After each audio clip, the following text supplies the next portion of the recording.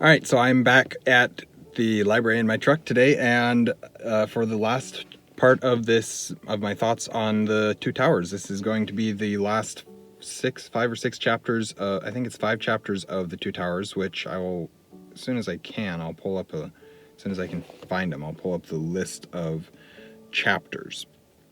All right, so we've got last week, or I guess it wasn't even last week. It was technically last week, but it was last Thursday that I did it. We had the taming of Smeagol, the passage of the marshes, the black gate is closed, of herbs and stewed rabbit, and then the window on the west. So those were the 5 chapters, and these last 5 chapters are the forbidden pool, journey to the crossroads, the stairs of Cirith Ungol, Shelob's lair, and the choices of Master Samwise. So that is the last 5 chapters of the Two Towers before we go into the final book, The Return of the King. And so, let's see, how do you want me to start this video? I guess I can start out by saying today it's actually even warmer. It's 28 above today, and it's been snowing all day. It's actually not snowing at the moment, but we've got, I believe it's about 4 to 6 inches of snow today. I'm not entirely sure. Let's see. In the last 24 hours, it says we've gotten 7.4 inches. So it's snowed a fair amount recently today. And all right. So now that that's all out of the way, we'll get into my thoughts on these. Actually, I'll go through and talk about what's in each of these chapters real quick. So Chapter 6, The Forbidden Pool. This is another big discussion chapter between Faramir and Frodo, except that there's also some action that happens in this, and that this is the one where they find Gollum down at the bottom of the waterfall, fishing and finding food. Gollum doesn't know about the fortress, I guess the hiding place of the humans, of the men of Gondor, of the Rangers, and so he's just there thinking, oh, this is a handy place. There's fish in this pool, and I like to eat fish, so I'm going to come here and eat. He doesn't know that it's forbidden or anything like that, at least according to what he says. He doesn't know that it's hidden, and it's kind of made clear that that's probably the case. So Frodo goes down to the water and summons Gollum to him, and then the men of Gondor treat Gollum pretty harshly, not evilly, but harshly, and because Gollum is untrustworthy as it is and barely is able to trust Frodo, in fact doesn't really trust Frodo at this moment, he takes it the complete wrong way and basically loses all trust. Although he says that he still trusts the nice master and everything, it's not really the case. He's kind of all trust in Frodo has left for Gollum. So then they leave the hidden behind the waterfall. I don't know why I can't think of what that place is called, but I can't. Anyways, let's see. Does it tell me? Faramir shows Frodo. No. Okay. Anyways, so then the chapter 7 is a journey to the crossroads. This is Frodo and Sam and Gollum leave Faramir.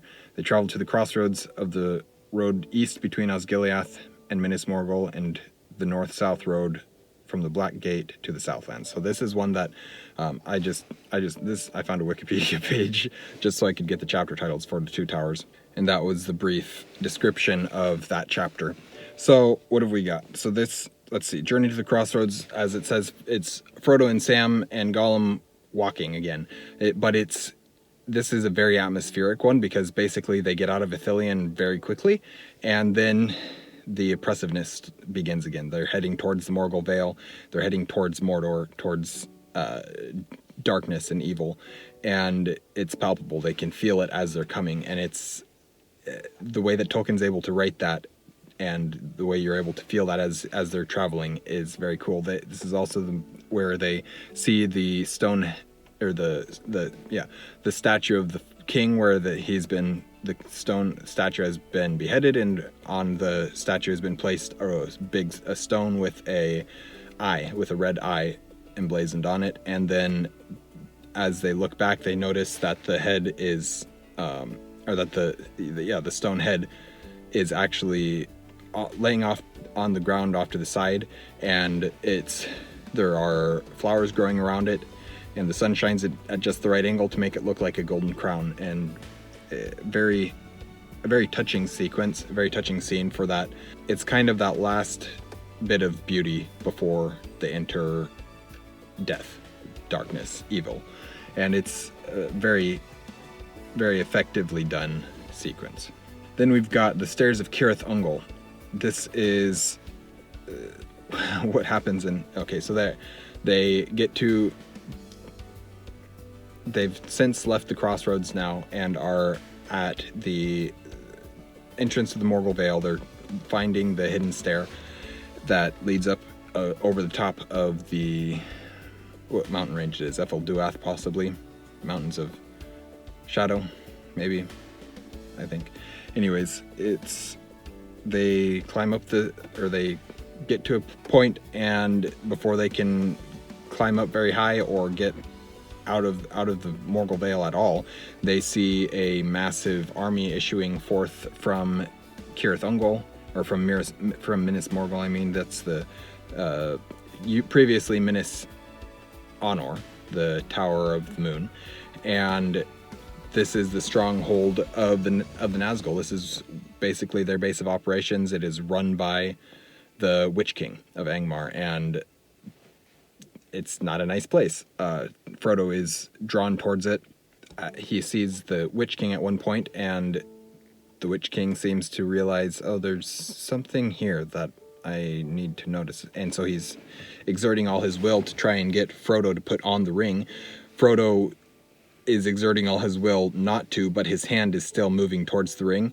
But at the last moment, instead of putting on the ring, he clutches the Phial of Galadriel, which then allows him the strength to resist until the Black Rider, until the Nazgul, the Witch King, and his army leave. And that's it's the first moment we have with the Phial of Galadriel being used since he received it back in the Fellowship of the Ring. Then they begin to climb up the stair. They climb almost all the way to the top. There's one little stair left that they don't climb by the end of this chapter, but it's a hard climb for them.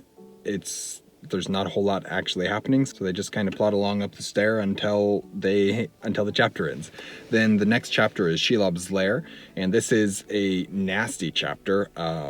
Renfail is Tim Anderson. Renfail is also currently reading through the Lord of the Rings. He's actually probably he's not done with it yet, but he's getting pretty close. I know he's into the Return of the King, but when he read this chapter and did his discussion on the chapter Shelob's Lair, he was like, this is nasty. And his reaction to it was pretty great. He hasn't read it. You could go watch his videos because he'd be able to explain it better than you. Basically, he hasn't read the books in like 20 years, and so he's rereading them now, and he's just re-experiencing almost for the first time because he doesn't remember so much of it. He's watched the movies, but not read the books in a while. Anyway, so just the encounter with Shelob, it's less of the encounter with Shelob and more of just the feel of the whole chapter, the griminess of it. They go in to the tunnel, they climb the final stair, and they go in and through the tunnel, and there's a line, I don't remember the exact line leading up to it, but basically Frodo and Sam and Gollum are talking. Sam's complaining about the stench of the tunnel, and he says something, again, pretty rude to Gollum, and Gollum says, "We endure," and then Gollum disappears, and the hobbits are left to fend for themselves to try and find their way through the tunnel. They go through the tunnel, they feel something behind them, feel like something watching them. They get to a crossroads. One way is blocked, so they take the other way, and it leads to wet, sticky spiderwebs, basically. And they get to it and are trapped, and they try and cut their way through, and the sort of barrow downs that Sam has doesn't really do anything, but Sting just completely shears through them super easily, and with that they're able to escape. They have now seen Shelob, though, and shown the Phial of Galadriel at her, and scared her. It hurt her eyes because it's bright, clean, good light, and then she's not. exact opposite of that. And I wrote some thoughts. I talked to Owen Edwards a little bit about some thoughts in this chapter. Well, it's actually in the next chapter about something that happens in the next chapter that I'll get to momentarily here. But it's basically that we don't know if Shelob dies. We're never told if Shelob dies. We're told that answer doesn't come in this tale, and it makes me wonder if maybe she doesn't, and that at some point she would have returned again and been the antagonist or one of the antagonists in something like The Return of the Shadow, which is the unfinished sequel that Tolkien didn't write. He started writing it and he wrote parts of it, but he ultimately because he thought that it wasn't he didn't feel like he needed to write that story. He wanted to end the story where it ended with Lord of the Rings, and anything else would be beforehand. And I agree with his choice in some ways, but also it would have been really cool to see a dark psychological spy thriller set in Middle Earth hundreds of years after during the reign of Aragorn's son. It would have been very well written, very cool to see what he could have done with that story. Ultimately, I agree that it would have been better I'm glad that he didn't write it, but at the same time, I would have liked to see what could have been. Anyways, Shelob's lair, they fight the spider, they fight Shelob. It's a nasty battle, leads directly into the choices of Master Samwise, which is the end of that battle, and Frodo is dead, apparently, seemingly dead, and Sam has to make the decision. He slays Shelob, or at least wounds her terribly, and she runs off back into her lair to nurse her wounds or die. One of the two. We don't know what happens. And Sam has to make the decision: do I go on? Do I go back? Do I give up? What do I do now? And his choice is, well, I can't leave the ring. I can't leave the quest undone. So he takes the ring and he starts heading off, but almost as soon as he does, he hears orcs, and the orcs take the body of Frodo and carry it off, and Sam's like, well, I made the wrong decision again. And so he runs back after him and chases him, and pretty much the last thing that we learn about it, pretty much the last thing that happens in this chapter is we learn that no, Frodo is not dead. He's actually alive and is now being taken to the Tower of Cirith Ungol, and that's about what's going to happen. And it ends with Sam deciding, well, I've got to get him back somehow. So that's the basic generic what happens in those 5 chapters. There's a lot more detail in the chapters than what I told you, but a lot of extraneous, unnecessary detail with what I actually said. So let's see, where are we at with this chapter? End of chapter 5. All right, so here's my thoughts on this. I don't have a ton of thoughts, but I do have a few. So, well, hopefully this won't take too long. So the first one is, even Frodo doesn't like Gollum, but he does have a duty to him as his master. And again, it's been a while now since I finished this book, so I don't exactly remember what I'm referring to with this with this comment, but I think it has something to do with how he wishes that he could tell Faramir to allow them to shoot Gollum, because he's not a good person. Gollum's not worth the life that he has, and he ultimately is like, I wish I could, but he's under my protection. I gave him my word.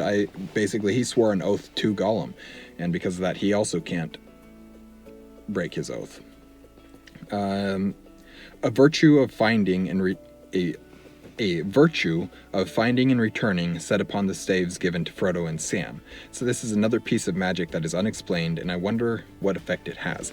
So, finding and returning. That's an interesting virtue to set upon the staves, but it also, I wonder how much of an effect it has on the overall story, because clearly, if you're watching these videos, you probably know the story of the Lord of the Rings, and that Frodo and Sam do make it back alive. But how much of that is how much of this virtue has anything to do with that. And I wonder, and I'm curious to know the answer, but it's not an answer that we can find. And I don't know, it's just these little moments of magic that are scattered throughout Tolkien's works are my favorite, because you never know what it's going to be or what you're going to find. They cannot conquer forever. Frodo after seeing the king with the crown again. This is just the idea that evil cannot conquer forever, and eventually the good will win out. I don't need to talk a whole lot more about that. The ring begins to weigh on Frodo as soon as they enter the Morgul Vale. So in Ithilien, Frodo is kind of given a reprieve from this burden that he bears, and he doesn't realize how much of a reprieve it was until they get out of Ithilien and out of the realm of Gondor and into the Morgul Vale, and it just hits him really hard again, and he's instantly feeling the weight of that again. Frodo knows that orcs drink, and that their drink is not for humans. When did he gain this knowledge? This is another random little question that is never answered, that is never given any precedence, I guess. There's no reason for Frodo to have this knowledge, basically, unless maybe he read it in Rivendell when he was staying in Rivendell in the Fellowship, or unless during the trip at some point he talked with Frodo or with Aragorn or Gandalf, and they told him that. Or maybe the ring has given him that knowledge somehow. We don't know, or maybe he just surmised it based on the fact that they're living beings. They need sustenance. I don't know, but it's just something that I noticed. So Sam is talking about the old tales, and this also leads to some major foreshadowing. Well, it doesn't lead to, it is major foreshadowing, but he says, coming home and finding things all right, though not quite the same. And this is, again, they're talking about the old tales and how the heroes leave their home, not wanting to, not hoping for some grand adventure, but they do it anyways because it's their duty, and then when they come home, things aren't the same. It's just some foreshadowing, and Tolkien, just a simple thing that Tolkien does, and it's so well done. Comment where the Frodo and Sam are talking about how these old stories never end, how the great heroes of the stories come in and out of a story, but the story doesn't actually end with them. It is something that I noticed, because for me, I think of everything in terms of story. How does this fit into this story or that story? How does this fit into the story of the world? And so this conversation really stood out to me. I didn't write it down word for word, but basically what I wrote down is, Beren gets the Silmarillion from Thangorodrim. It gets passed down to Eärendil, and that light is now stored in the Starglass. A continuation of the great stories. They never end, just people / the heroes come in and out of them. And so basically we see that the entire story of the Silmarillion is still not over. The story of the Silmarillion isn't even the story of the Silmarils, of the 3 Silmarils. It's the story of the world, essentially. And it's still continuing on, which is part of why it's so necessary to have that of the Rings of Power in the Third Age included in the Silmarillion, is because it's still part of that story. So another one that I mentioned another note that I wrote down is just Gollum's sass.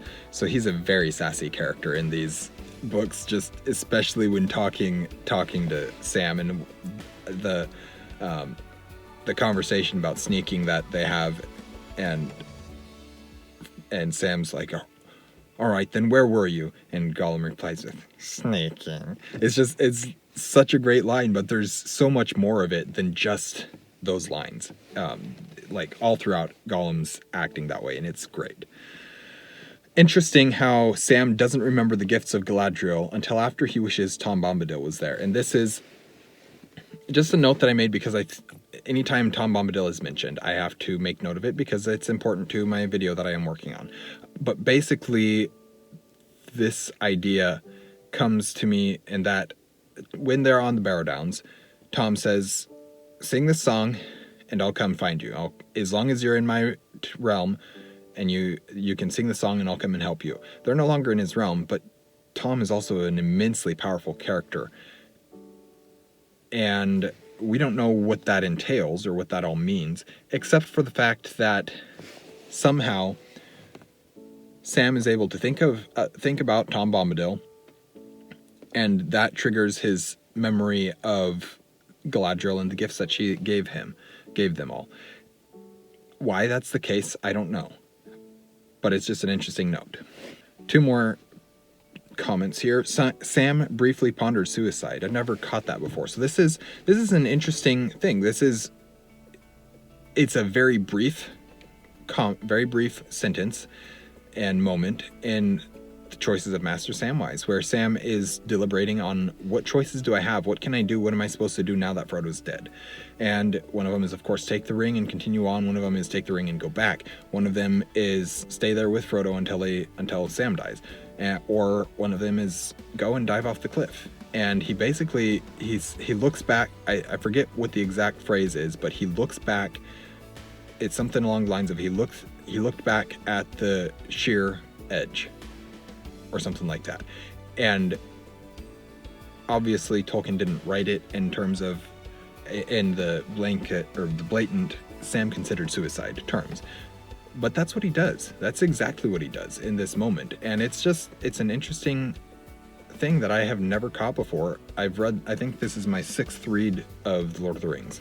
I've watched the movies 3 times or something like that, but the movies can't go into all the thoughts and details that the books can, especially in terms of thoughts. But I don't know why. I mean, it makes sense why it's there, but I don't know why I have never caught it, and I don't know why I have never heard anybody talk about this before. Anyways, continuing on. More about the culture and personalities of the orcs. Gorbag and Shagrat have a chat about not wanting to be a part of the war and wanting to go off on their own and not be under any big bosses. This is just an interesting moment. Again, the people complain that Tolkien doesn't have any character development or characteristics or culture for his orcs. They're just mindless cannon fodder. And that's not the case. The more you look into what the orcs actually say and how they say it and who they're interacting with and who they're talking with and everything, the more you realize, no, they actually have a very, very in-depth culture, but it's hidden because they're not the main characters of the story. They're important to the story as antagonists, not as main characters. And because of that, they're treated as mindless cannon fodder, but there's so much more to them that you can find as you look into just a little bit closer at what they actually say.